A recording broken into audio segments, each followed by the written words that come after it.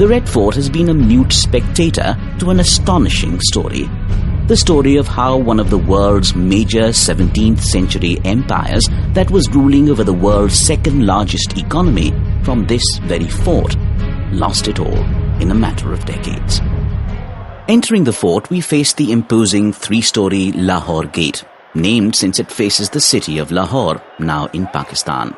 If Shah Jahan intended to make a strong first impression on visitors, he didn't do a bad job at all. If you turn your gaze back at the Lahore Gate, you will see 2 semi-octagonal protruding constructions around the main gate, known as bastions. A defensive outpost, they exude a serious "don't mess with me" aura. As you see the shops on either side, you'd be forgiven for berating the Indian government. After all, why would they allow such a historic monument to be desecrated with these shops selling trinkets of dubious authenticity? But wait, you are actually walking through a 17th century market which was built by Shah Jahan as part of the fort complex. Why build a market in a fort complex? There was a large retinue of women in the Mughal palace who were relatives of the emperor and other nobles. Shah Jahan was keen that the ladies have a place to hang out, gossip and basically have a blast. The natural choice, a nice market to shop in. Markets in India in the 17th century were open air, but Shah Jahan was inspired by the great covered markets in Persia. The vaulted arches giving a regal look to a market that would be frequented by royalty. When a royal procession with the emperor would pass by, there would be maidens standing on the balcony on the first floor, showering petals on the emperor's entourage. Must have been a grand sight. A whole building for music. Standing before this majestic structure, you might think it's the office or residence of a senior royal functionary. In fact, this was the home of something really dear to the hearts of most Mughal rulers: music. Known as Naubat Khana or Nakar Khana, which literally means drum house, it was here that the royal visitors would be welcomed with pomp and the beating of ceremonial drums.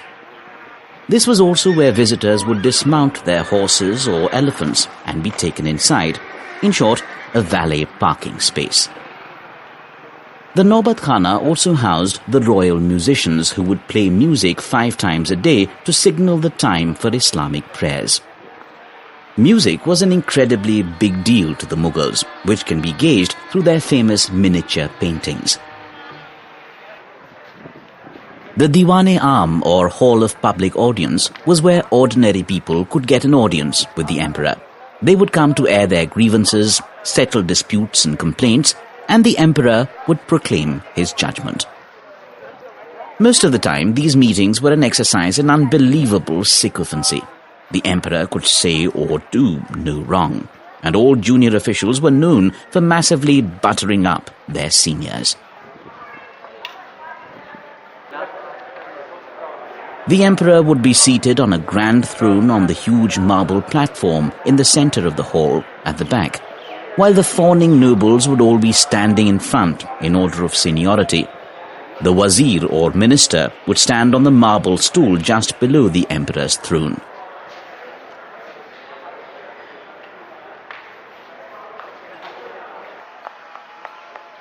As we leave the Diwan-e-Aam, we are entering the living spaces of the royal family. In fact, there used to be a gateway here called the Lal Parda, meaning red curtain. For ordinary folks, this was the cut-off point. Only people close to the emperor and his family could go in beyond this point. From this point, the stories now get more personal and interesting.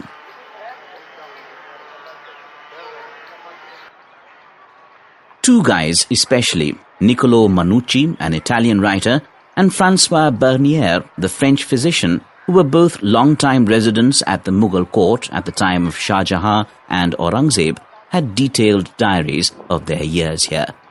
We shall use these sources for some of those personal stories mentioned earlier. These stories have been translated from the original French and Italian into English in the 1800s. The Khas Mahal, or special palace located just next to the Rang Mahal, was the personal quarters of the emperor himself. The set of rooms that face the Rang Mahal are known as the Khwab Gah, which literally translates to Chamber of Dreams. What a beautiful name for a bedroom. On the southern arch of the Khwab Gah, the side facing the Rang Mahal, you will find an inscription in Persian. The inscription simply says that the building was begun in 1639 and completed in 1648 at a cost of 5 million rupees. The Rang Mahal, or Palace of Colours, originally had a painted interior. It had tiny pieces of mirrors embedded over the walls and ceilings, which would create a striking effect when a candle was lit. These niches were to hold lit lamps, with the water falling over them like a translucent curtain. What a stunning sight that would have been. So that was the story of the Red Fort. It's a sobering tale of how fleeting success and power can be, and how hubris coupled with decadence can bring the most grandly built edifice crashing down.